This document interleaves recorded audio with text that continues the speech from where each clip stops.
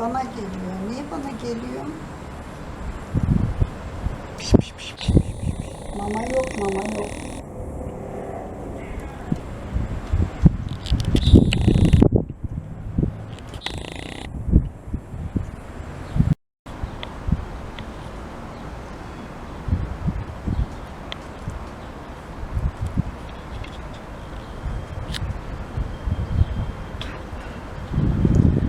Merhaba arkadaşlar. Bugün 16 Temmuz 2026 günlerden Perşembe. Şu anda Antalya'dayız. Geliyor Şükrü. Gel bakayım Şükrü kardeşim. Seni yatırmadık mı? He? Seni yatırmadık mı? Sen neredeydin ki? Yemek yiyor.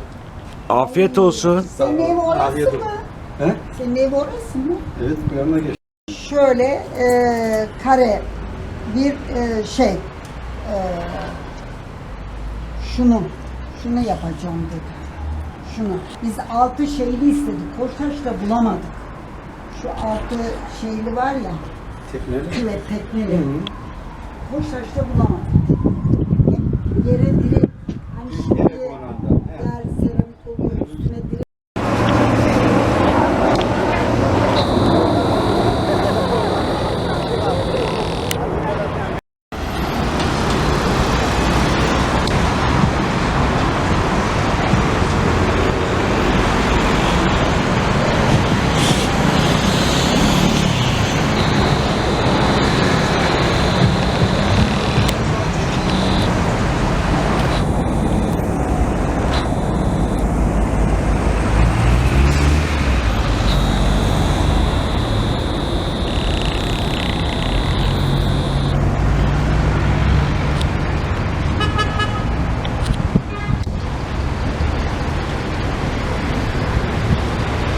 Şöyle yapıp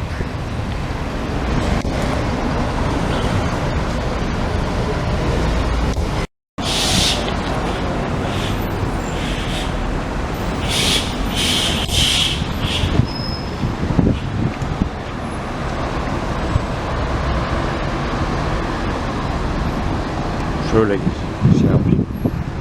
Evet. Egehan Köni'nin zamanında oturduğu evin sokağına girdik şuradan. Evet sevgili arkadaşlar, burası Antalya Muratpaşa Güzeloba semti. Bugün günlerden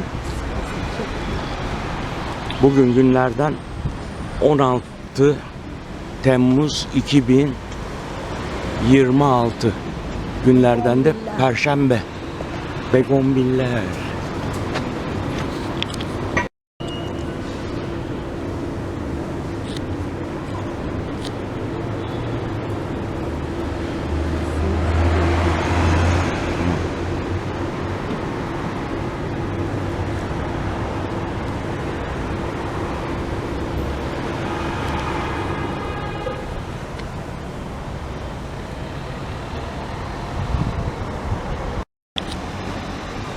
Bunlar da begonvil değil mi şunlar? Evet. Kenara